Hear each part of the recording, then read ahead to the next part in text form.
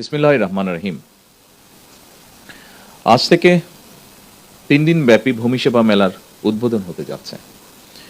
ভূমি সেবা মেলার উদ্বোধনী অনুষ্ঠানের সম্মানিত সভাপতি, উপস্থিত মন্ত্রিসভার সদস্যবৃন্দ, বিভিন্ন মন্ত্রণালয়ের সিনিয়র সচিববৃন্দ, ডেভেলপমেন্ট পার্টনার্স, সারা দেশে ভূমি মন্ত্রণালয়ের কর্মকর্তা ও সদস্যবৃন্দ, সম্মানিত সুধীবৃন্দ এবং সারা দেশ থেকে ভূমি মেলায় যারা অনলাইনে সংযুক্ত হয়েছেন, সকল উপস্থিতিবৃন্দ, আসসালামু আলাইকুম।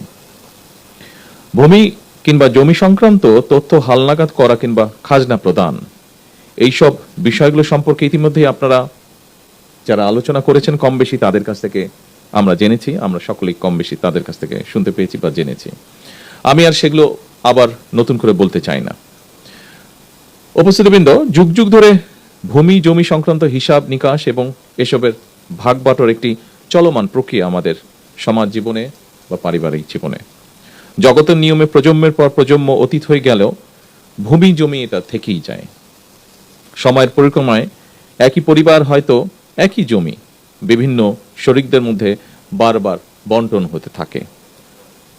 ফলে সঙ্গত কারণেই একই পরিবার এবং স্বজনদের মধ্যে বন্টন প্রক্রিয়া কিংবা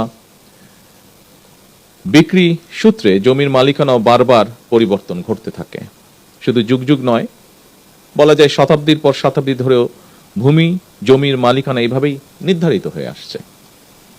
আজ থেকে হয়তো 100 বছর আগে যেই জমির মালিক ছিলেন মাত্র একজন মানুষ, বর্তমানে সেই জমির মালিক হয়তো অনেক বেশি সংখ্যক মানুষ। এভাবেই জমি ভূমির মালিকানা শরিকানা যেমন বেড়েছে, স্বাভাবিকভাবেই জমির মালিকানা সংক্রান্ত পুরো প্রক্রিয়াকে রেকর্ডে রাখার জন্য ভূমি কর্মকর্তাদের দায় দায়িত্ব তেমনই বেড়েছে। মালিকানা, খাজনা, দলিল, খতিয়ান, দাগ, পর্চা, নামজারি, জমা খারিজ, মৌজা, সিএস, আর এস বা ডিএস, এই শব্দগুলোর সঙ্গে জমির মালিক মাত্রই কম বেশি পরিচিত সারা দেশময়। ফলে এইসব বিষয়ে নিজেদের মালিকানা হালনাগাদ রাখতে মানুষকে সংশ্লিষ্ট ভূমি অফিসে আসতেই হয়। তবে প্রযুক্তিগত উন্নয়নের সাথে সাথেই ভূমি ব্যবস্থাপনাও আধুনিকরণ হয়েছে। সেবা গ্রহীতাগণ নিজের জমিজমা সংক্রান্ত বিষয়গুলি বর্তমানে ঘরে বসেই অনলাইনে সম্পন্ন করতে সুযোগ পাচ্ছেন। এমনকি যারা অনলাইনে নিজের জমিজমার খাজনা প্রদান কিংবা প্রয়োজনীয় কার্যক্রম করতে সক্ষম নন, তাদের জন্য রয়েছে ভূমি সহায়তা সেবা কেন্দ্র। বেসরকারি উদ্যোক্তাদের পরিচালনায় ইতিমধ্যেই দেশের 61টি জেলায় বর্তমানে 893টি ভূমি সেবা সহায়তা কেন্দ্র চালু রয়েছে। এসব কেন্দ্র থেকে নির্ধারিত সেবা মূল্যের বিনিময়ে নাগরিকগণ সহজেই ভূমি সেবার আবেদন করতে পারছেন এবং সরকারি ফি পরিশোধ করতেও সক্ষম হচ্ছেন। পর্যায়ক্রমে দেশের প্রতিটি ইউনিয়নে এ ধরনের আরও ভূমি সেবা সহায়তা কেন্দ্র স্থাপনের পরিকল্পনা সরকারের রয়েছে এবং একই সাথে পাশাপাশি নাগরিকদের হাতের মুঠোয় ভূমি সেবা পৌঁছে দিতে চালু করা হয়েছে মোবাইল অ্যাপ, যার নাম দেওয়া হয়েছে, খুব সময় অ্যাপটির নাম দেওয়া হয়েছে ভূমি। সম্মানিত উপস্থিতিবৃন্দ, আমি মনে করি ভূমি জমি ব্যবস্থাপনা যত বেশি আধুনিক এবং প্রযুক্তি নির্ভর করা যায়, জমি সংক্রান্ত বিরোধ সম্পত্তির পথও খুব সম্ভবত তত বেশি সহজ হয়ে যায়। জমি ব্যবস্থাপনার ক্ষেত্রে অনলাইন সুবিধা নিশ্চিত করায় আমি ব্যক্তিগতভাবে বিশ্বাস করি জমিজমা সংক্রান্ত দুর্ভোগ অনেকাংশেই লাঘব পাবে। একই সঙ্গে জমিজমা সংক্রান্ত বিরোধকে কেন্দ্র করে ভূমি অফিসগুলোতে মধ্যস্বত্বভোগীদের দৌরত্ব কমবে ইনশাআল্লাহ। চলমান এই ভূমি সেবা মেলা আধুনিক ভূমি ব্যবস্থাপনা এবং নাগরিকদেরকে নিজেদের দায় দায়িত্ব সম্পর্কেও আরো সচেতন করবে। সম্মানিত উপস্থিতিবৃন্দ, দেশের জনসংখ্যা বৃদ্ধির সঙ্গে সঙ্গে একটি খুব গুরুত্বপূর্ণ বিষয় যে আমাদের মাথাপিছু জমির পরিমাণও কমে আসছে। ফলে জমির অর্থনৈতিক মূল্য যেমন বাড়ছে, তেমনি জমি নিয়ে বিরোধ, মামলা মকদ্দমা এবং জটিলতাও বাড়ছে একই সাথে। অনেক ক্ষেত্রে এসব বিরোধ ব্যক্তি ও পরিবারের শান্তিও নষ্ট করার পাশাপাশি জাতীয় উন্নয়ন কর্মকাণ্ডেও প্রতিবন্ধকতার সৃষ্টির কারণ হয়ে দাঁড়িয়েছে। এমন বাস্তবতায় ভূমির পরিকল্পিত ব্যবহার, নির্ভুল রেকর্ড সংরক্ষণ এবং দক্ষ ব্যবস্থাপনা বর্তমানে সময়ের অপরিহার্য দাবি। উন্নত প্রযুক্তি ব্যবহার করে জরিপ কার্যক্রম পরিচালনার মাধ্যমে নির্ভুল ভূমি রেকর্ড প্রস্তুত করতে ভূমি মন্ত্রণালয় কাজ করছে। একই সঙ্গে ভূমি প্রশাসনের প্রায় সকল সেবাকে ডিজিটাল প্ল্যাটফর্মে নিয়ে এসে নাগরিকদের জন্য সেবা গ্রহণকে আরো সহজ, দ্রুত এবং কার্যকর করারও উদ্যোগ নেওয়া হয়েছে। আমাদের লক্ষ্য এমন একটি ভূমি ব্যবস্থাপনা গড়ে তোলা যেখানে ভূমি সেবা গ্রহণের জন্য মানুষকে আর অযথা অফিসে ঘুরতে হবে না, যা আমরা ভিডিওতে একটু আগে দেখেছি। সেরকম একটি পরিবেশ আমরা চাই, অথবা দুর্নীতি কিংবা হয়রানির শিকারও হতে হবে না।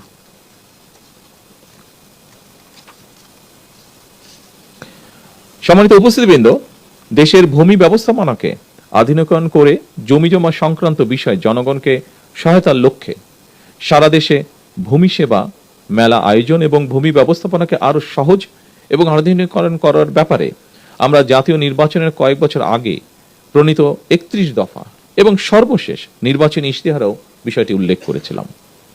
আজ থেকে সারা দেশে 3 দিন ব্যাপী এ ধরনের ভূমি সেবা মেলার আয়োজনের মাধ্যমে সরকার জনগণের কাছে আরো একটি নির্বাচনী ইশতেহার পূরণ করতে যাচ্ছে ইনশাআল্লাহ। এভাবেই সরকার পর্যায়ক্রমে একের পর এক নির্বাচনী ইশতেহারের প্রতিটি দফা বাস্তবায়নের মাধ্যমে জনগণের কাছে দেওয়া ওয়াদা পূরণের রাজনীতিকে এগিয়ে নিয়ে যাবার চেষ্টা করছে। শুধুমাত্র জমি জমা সংক্রান্ত বিষয় নয়, প্রতিটি ক্ষেত্রেই জনবান্ধব কর্মসূচি নিয়ে সরকার জনগণের কাছে দায়বদ্ধ থাকতে চায়। কারণ দীর্ঘ 1.5 দশকেরও বেশি সময় ধরে ফ্যাসিবাদ শাসন শোষণের জাতাকলে পৃষ্ঠ দেশের জনগণ বর্তমানে রাষ্ট্র এবং রাজনীতিতে তাদের অধিকারের প্রতিফলন দেখতে চায়। এ কারণেই বর্তমান সরকার রাষ্ট্র পরিচালনার প্রথম সপ্তাহ থেকেই নির্বাচনী ইশতেহার এবং জুলাই সনদের প্রতিটি দফা পর্যায়ক্রমে বাস্তবায়নের দিকে মনোযোগ দিয়েছে।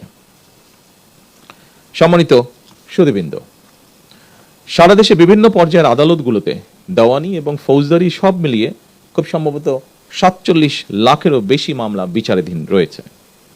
এর মধ্যে জমিজমা সংক্রান্ত মামলার সংখ্যাই বেশি।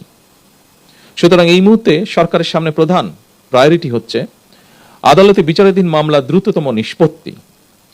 তবে প্রচলিত আদালতের বাইরেও জমিজমা সংক্রান্ত বিরোধ নিষ্পত্তির জন্য গ্রাম আদালত কিংবা অল্টারনেটিভ ডিসপিউট রেজুলেশন এডিআর অর্থাৎ বিকল্প বিরোধ নিষ্পত্তির মতো আইনানুগ ব্যবস্থার মাধ্যম অবলম্বনের দিকেও জোর দেওয়া জরুরি বলে আমরা মনে করি। এতে একদিকে বিরোধ নিষ্পত্তিতে যেমন অল্প সময় লাগবে, অপরদিকে অনেক ক্ষেত্রেই বিরোধ হয়তো শত্রুতায় রূপ নেবে না। বিকল্প বিরোধ নিষ্পত্তির ক্ষেত্রে আলবার্ট আইনস্টাইনের একটি তাৎপর্যপূর্ণ উক্তির কথা আপনাদের সামনে আমি তুলে ধরতে চাই। তিনি বলেছিলেন, peace cannot be kept by force. It can only be achieved by understanding. বিশেষ করে জমিজমা সংক্রান্ত মামলা বা দেওয়ানি মামলাগুলো পর্যায়ক্রমে নেগোসিয়েশন বা আলোচনা, মধ্যস্থতা বা সালিশ কিংবা সমঝোতার মাধ্যমে বিকল্প বিরোধ নিষ্পত্তির পথ কার্যকর করা গেলে একদিকে আদালতে বিচারাধীন মামলার জট কমবে, অপরদিকে দ্রুততম সময়ের মধ্যে জমিজমা সংক্রান্ত বিরোধ নিষ্পত্তি করাও সহজ হবে। সম্মানিত উপস্থিতিবৃন্দ, জমি বা ভূমি শুধু এক টুকরো সম্পত্তি নয়, বরং মানুষের জীবনে এটি এক ধরনের নিরাপত্তা, নির্ভরতা, অর্থনৈতিক স্থিতি, জীবিকা এবং ভবিষ্যতের ভিত্তি। এই উপলব্ধি থেকেই জমি ব্যবস্থাপনাকে হয়রানি ও দুর্নীতিমুক্ত করার অঙ্গীকার নিয়ে জনগণের দোরগোড়ায় রাষ্ট্রীয় সেবা পৌঁছে দিতে বর্তমান সরকার কাজ করছে। আমি ভূমি মন্ত্রণালয় মন্ত্রী থেকে শুরু করে এই মন্ত্রণালয়ের সঙ্গে সংশ্লিষ্ট সকল কর্মকর্তা এবং কর্মচারীদের দৃষ্টি আকর্ষণ করে বলতে চাই, সেবা প্রদান জনগণের প্রতি করুণা নয়, বরং জনগণের সেবা নিশ্চিত করা আমাদের দায়িত্ব বলেই আমি মনে করি। আমাদের লক্ষ্য একটি হয়রানিমুক্ত, প্রযুক্তি নির্ভর এবং নাগরিক বান্ধব ভূমি ব্যবস্থা প্রতিষ্ঠা করা, যা দেশের টেকসই উন্নয়নকে আরো ত্বরান্বিত করবে। উপস্থিত সুধীবৃন্দ, কৃষি জমির অপব্যবহার সম্পর্কে আমাদেরকে অবশ্যই সতর্ক থাকতে হবে। কৃষি, অকৃষি জমি কিংবা এক ফসলি, 2 ফসলি বা 3 ফসলি জমির ব্যবহার এবং ব্যবস্থাপনা নিয়ে হয়তো অন্য একটি ইভেন্টে আমরা আলাপ করতে পারি। তবে আজ থেকে সারা দেশের সকল জেলা উপজেলায় শুরু হওয়া ভূমি মেলার মাধ্যমে জনগণ নিঃসন্দেহে উপকৃত হবেন। কারণ মেলায় ইনামজারি, অনলাইনে ভূমি উন্নয়ন কর প্রদান, রেকর্ড সংশোধন, খতিয়ান গ্রহণ এবং ভূমি সংক্রান্ত যে কোনো অভিযোগ নিষ্পত্তির সুযোগ থাকছে।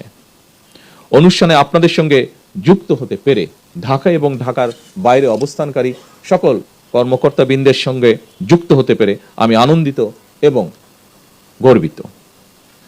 সম্মানিত সকল উপস্থিতিবৃন্দ, একটি আধুনিক রাষ্ট্র গড়ে তুলতে স্বচ্ছ, জবাবদিহিমূলক এবং জনবান্ধব ভূমি ব্যবস্থার বিকল্প নেই। আমি এই ভূমি মেলার সাফল্য কামনা করছি। আল্লাহ হাফেজ। বাংলাদেশ জিন্দাবাদ।